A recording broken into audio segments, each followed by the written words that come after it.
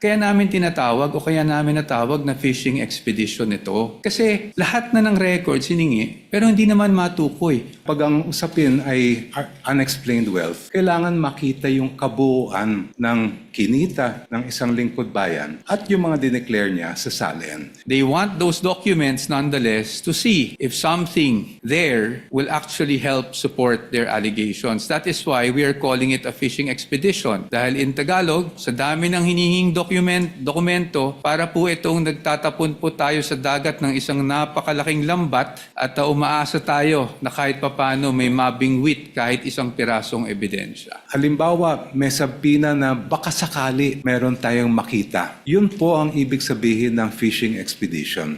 Umabot po sa halos o lampas 3 bilyong piso ang dumaan sa kanyang mga accounts. So may basehan po tayo para ipalabas ang bank records.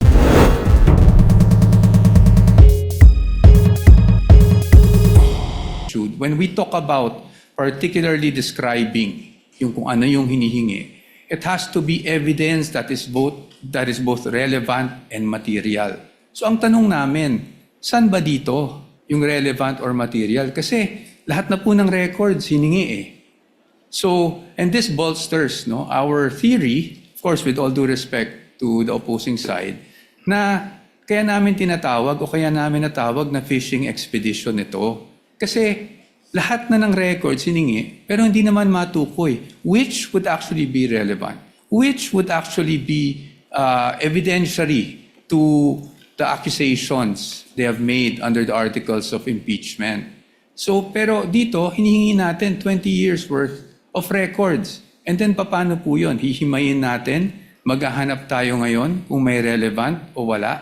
Which brings me back to yung BIR records. Nakaseal po yung box.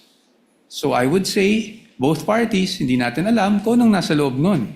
Yet, we're hoping na somehow, pag nabuksan yung box na yon, meron po tayong makikitang ebidensya. And that's why, again, with all due respect, we called it a fishing expedition. Kasi hindi naman na-identify kung ano mismo doon yung pwedeng ebidensya laban sa sinasabing unexplained wealth umano ng Vice Presidente. So, with the question, for us, yes, the Stonehill case, Stonehill versus Diokno, directly applies to the current proceedings. Kasi nga po doon, sinasabi talaga na dapat specified yung hiningi, particularly described and relevant. But as of this point, they're asking your honors for all of these things. And again, while they specified each and every document, kung babasahin niyo po ng mabuti ito, they're actually asking for all bank records without, in fact, telling us which transaction is relevant to their accusation, which transaction will actually support their accusation. Yun po yung aming pananaw dito sa tanong ng ating kagalang-galang na hukom. Thank you po. If Your Honor, please may be allowed to respond. Hold on, counsel for the panel of prosecutors. Senator Judge Pia is the one asking the questions. Unless it's not a debate between the two counsels, you're merely responding to answers from questions by senator judges. I actually prefer not, pero alam mo na, baka sabihin naman na may bias tayo pag di ko naman pinayagan. Di payagan. no, I defer to... Senator Judge Pia, you asked the question, they answered. It is not for the opposing counsel to answer points raised. They had that chance when they did their oral arguments, rebuttal and surrebuttal. You may proceed with your question, Senator Pia. Sige, my question is, what is your question? Or what is your comment? Go ahead.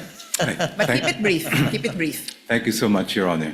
I just wanted to point out that this is the first time actually an impeachment court is faced with the challenge of determining whether the charges of unexplained wealth are valid or not.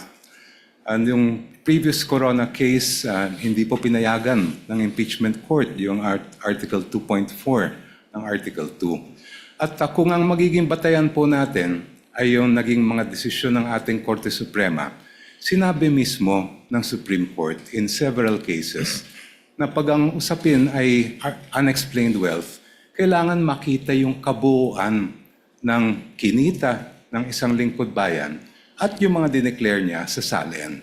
Just to quote just a very short portion, sabi ng Supreme Court, from the same case I cited earlier, the Ombudsman's failure to account for all lawful sources of income, including proceeds from business ventures and government benefits, further weakens the allegation that Rafael's wealth was unexplained. The incomplete assessment disregarded his accumulated assets over decades of public service, making it impossible to determine whether his property acquisitions exceed his legitimate financial capacity, end quote. Hindi lang naman po dito sa harapan nitong hukom ginagawa yung pagtingin sa kabuuan ng isang lingkod bayan. The Supreme Court has done it in this case where they looked at decades of the financial records of the person charged with unexplained wealth, and it has also happened in the cases of Rabusa and Ligot, which were decided recently by the Honorable Court. Thank you. Your Honor, may I at least be given just 1 minute to respond to that, Your Honors? But of course, I will submit to the pleasure Senator of Judge Your Of course, Honor. I will, yield. guess, Of course, I give you yield. the same opportunity, I'm assuming. Yes, Your Honors. Again, hindi ko po tinutuligsa o ino-oppose yung mga na-mention na case ng aking distinguished opposing counsel. However, those cases do not involve impeachment. And why is that relevant? Because in impeachment, as we have said, merong allegation ng unexplained wealth pero wala naman pong nakasuporta na mga documents para makita natin ano ba yung basis na naging aligasyon. Pangalawa po, again in impeachment, according to the case of Duterte versus House of Representatives, meron po tayong tinitingnan kung ano ba talaga ang impeachable offense. At yun po ay again, offenses or acts or omissions committed while the public officer is occupying the impeachable office and in relation to such office. That enough, Your Honors, is very clear under the decision. That is all, Your Honors. Thank you, Counsel for Respondent. Senator Judge Pia, may proceed.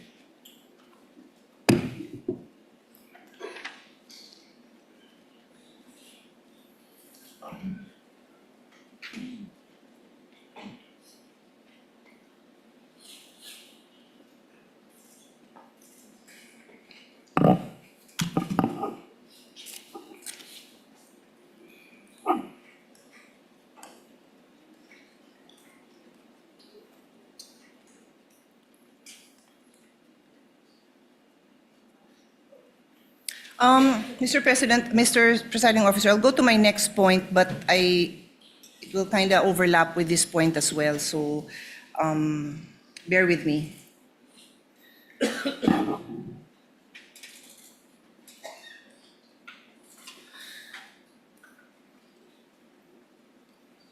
My next point, Mr. Presiding Officer and parties, is still on due process. This is the requirement that every pleading must allege ultimate facts and must not contain conclusions of law. So again, I'll start with an example. If, for example, if there's a case filed, no, and sabi, si Juan robbed the house of Mario. So para maintindihan ng mga kababayan natin, Juan robbed the house of Mario. That is a conclusion of fact. Nangyari na daw yun. And if there's another allegation that says, therefore Juan is guilty of robbery, that is a conclusion of law. So again, I try my best not to be technical. I would have wanted to be a teacher, if not a lawyer, so I do like to be able to explain things well. So ang hinahanap dito is, bakit mo, gusto mong patunayan yung facts mo. Yun yung kailangan sa ultimate facts. Kailangan mo patunayan, bakit mo sinasabing Juan robbed the house of Mario. Di sasabihin mo, ang ultimate fact dyan example is si Juan ay nakita dun sa vicinity ng bahay ni Mario. Tapos ito si Mario, narinig na nagsisigaw na ninanakawan kami, whatever. Tapos yun, meron siyang testimonya na ano yung nawala sa kanila. Tapos may nakakita na kamukha ni Juan yung nandun. Tapos namukhaan nila, na-describe nila na 5 feet 10, medyo mapayat, ganon. So yun yung mga ultimate facts na later on sa evidence, patutunayan. That's just very general, no? And then later on, para nga mapatunayan yung robbery, i-allege ngayon yung elements of the crime that constitute robbery. So Nung di pa ako abogado, di ko naman alam ang difference ng robbery and theft. Yung robbery kasi qualified yan eh. So pumasok siya sa bahay using violence. That's what makes it robbery. So kailangan i-allege yun.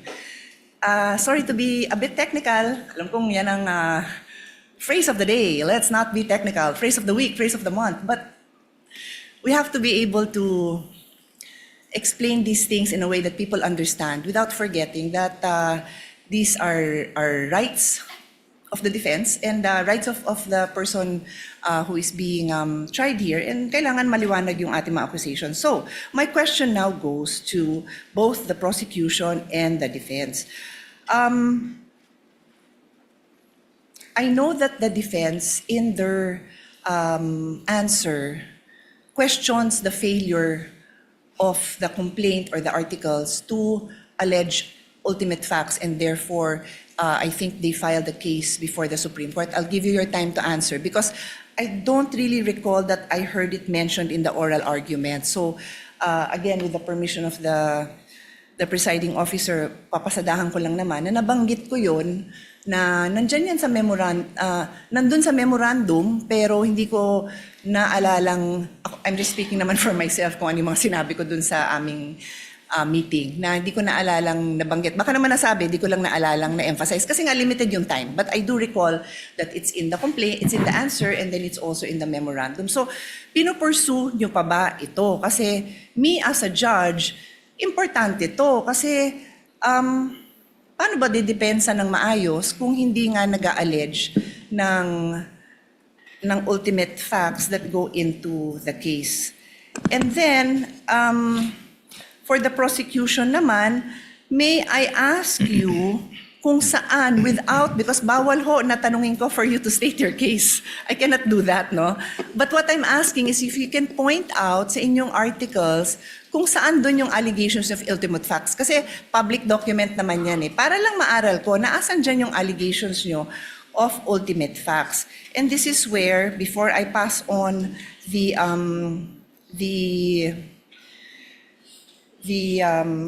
floor to the parties to answer, I want to go into the principle of fishing expedition. Nagkataon na I came across the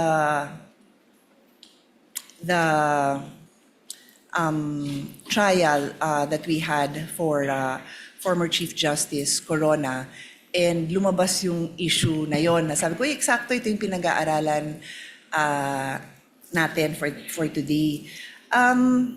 Yung fishing expedition, and no less than the defense had to explain it in Filipino kasi sabi, baka hindi alam yung ibig sabihin ng fishing expedition, pangingisda ba daw yun? Parang hindi naman daw yun yung translation. No? Pero ito yung naghahagilap ka ng ebidensya kasi wala kang ebidensya. So I'll go back to a case and sama niyo to sa response nyo. Doon po sa kasong Afluencia versus Metrobank in 2014, humingi dito ang petitioner ng motion for issuance of subpoena ducis tecum ad testificandum at sinabing padala daw ng documents relative to their loan to Metrobank, as well as those covering extrajudicial foreclosure.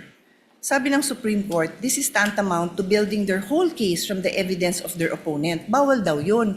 Hindi daw pwede na yung kaso mo, nakabase lang dun sa, sasabihin mo dun sa kabila, labas mo nga lahat ng meron ka dyan. No, your case has to be built. Yung evidence mo has to be there. So I will also ask both parties, is that jurisprudence relevant to this case for the prosecution and then also for the defense? And then let us also include a discussion on why this is or is not a fishing expedition. Yun nga, napaka-importante po kasi ito dahil it is ingrained in a complaint na yung allegations mo ng ultimate facts, mapoprove mo ngayon yun with the evidence. Hindi pwede na wala kang ebidensya, hihingin mo lang ng hihingin by way of subpoena. Clear po yun sa batas. Kaya nga gusto kong ipaliwanag nyo sa akin, educate me why this applies, why this is not a fishing expedition, why the case I cited does not apply, because I assume that's the position of the prosecution. And then for the defense, ano naman po yung position nyo? Salamat. The counsel for respondent will give his answer first with respect to the question of Senator Judge Pia on ultimate facts as well as on fishing expedition. Thereafter, counsel for the panel of prosecutors. You may proceed, sir, when you're ready. Thank you, Your Honor. Pagdating po doon sa sinasabi namin na lack of ultimate facts, no? Ito po yung nagsimula pa lang doon sa Committee on Justice when the impeachment complaints were filed. Because the allegation, and I'll stick just with this, I believe, Article 2. Pagdating po kasi doon, there was an allegation of unexplained wealth. Pero wala pong nakasulat kung saan nila nakuha, ano yung basehan ng unexplained wealth na yon. Ano yung act na ginawa ng Vice Presidente, kailan yon ginawa, at so sa amin, para masabi nilang nagkaroon ng unexplained wealth. Ang basic, if I may remember, was really just the fact na yung SALN niya ay lumaki from 2007 to 2025, which sa aming palagay does not show any factual allegation whatsoever, except for the fact that it grew bigger over a span of 20 years. Pangalawa, wala rin pong naka-attach, which I mentioned in the oral arguments last week, na kahit anong ebidensya or kahit supporting document man lang, huwag na nating tawaging ebidensya, supporting document that will support any allegation whatsoever of unexplained wealth. And that is why, nabanggit ko rin, na after the allegations were made, and this is even more significant, after the respondent had filed her answer, na tinawag pa nga nilang non-answer, doon lang po naghanap ng mga ebidensya na sakaling makasuporta doon sa aligasyon na iyon. That's very important for us because we had already filed our answer before AMLAC documents were suddenly produced with the issuance of subpoenas, before the BIR box were concerned, that we are concerning ourselves with was presented before the Committee on Justice. Nasa panahon na yun, tapos na po kami sumagot. In fact, when they were saying that it was a non-answer, to be very candid with everyone, we wanted to say because it was a non-complaint. Kasi walang ultimate facts na naka-allege for us to even answer. Now, before this honorable court, I do recall that in our answer, we also took pains to discuss the lack of ultimate facts and also what we feel were violations of due process before the Committee on Justice, or at least with the proceedings that were conducted before the Committee on Justice. And that is also why we have a pending motion for exclusion na ikinalakip namin dun sa answer precisely because we were objecting to the fact that these pieces of evidence were produced after we had already filed our answer.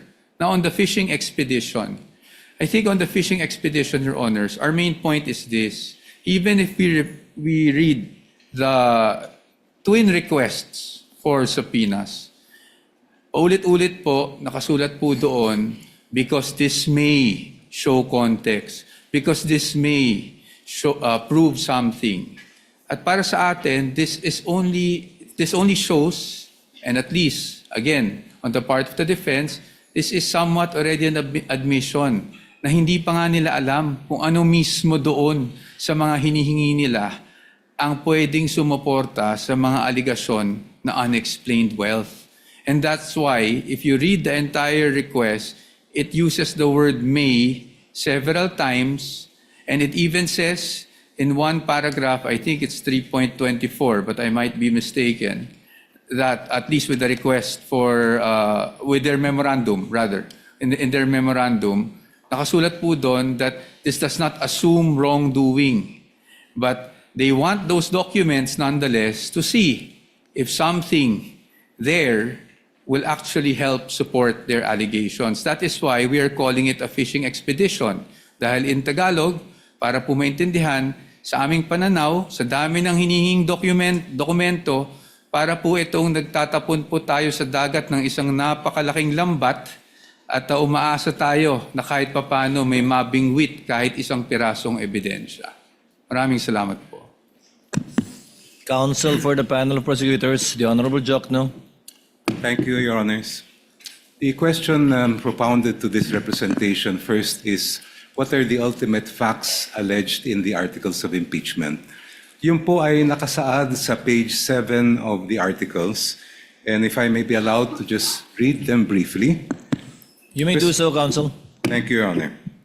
Respondent Vice President Sara Z. Duterte committed culpable violation of the Constitution and betrayed the public trust when she, A, amassed unexplained wealth manifestly disproportionate to her lawful income and earnings during her incumbency as a public official.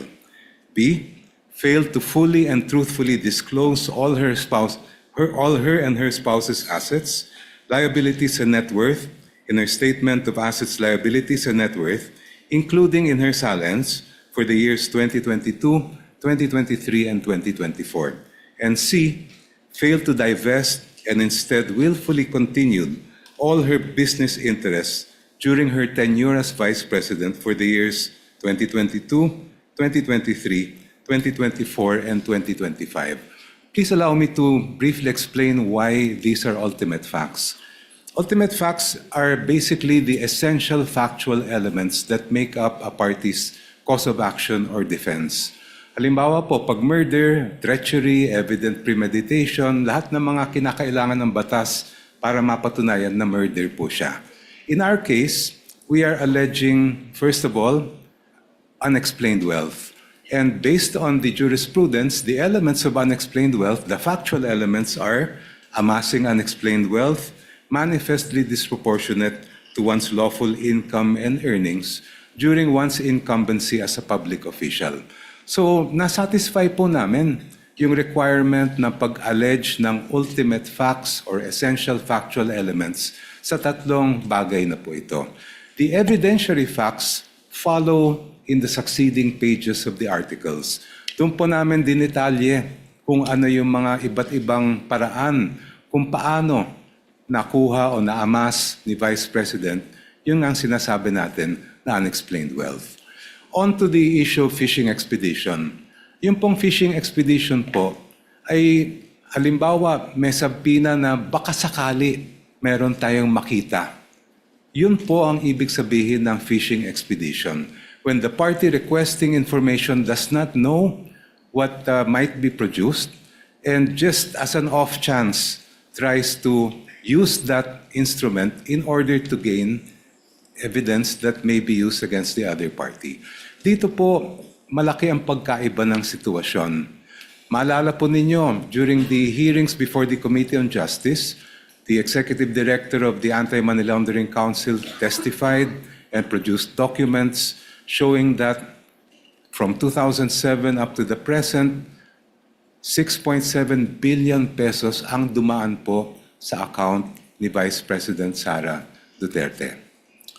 On that basis, and if we go deeper into that report, it says that during the period from 2007 to 2013, during the time that she served as mayor and vice mayor, umabot po sa halos o lampas 3 bilyong piso ang dumaan sa kanyang mga accounts. So may basehan po tayo para ipalabas ang bank records. We are not just guessing that there is something there because the AMLA itself has confirmed that there were covered and suspicious transaction reports submitted to them in those amounts that I mentioned. Malayo po ang fishing expedition sa ginagawa ng prosecution dito po. If we had no basis at all, if we did not know what was in the AMLA reports, ayun po, maaring sabihin na fishing expedition. But in this particular case, we know because these are matters of record presented before the Committee on Justice.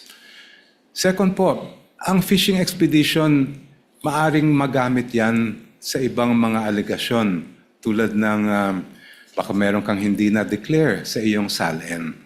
But when it comes to issues of unexplained wealth, it's very clear.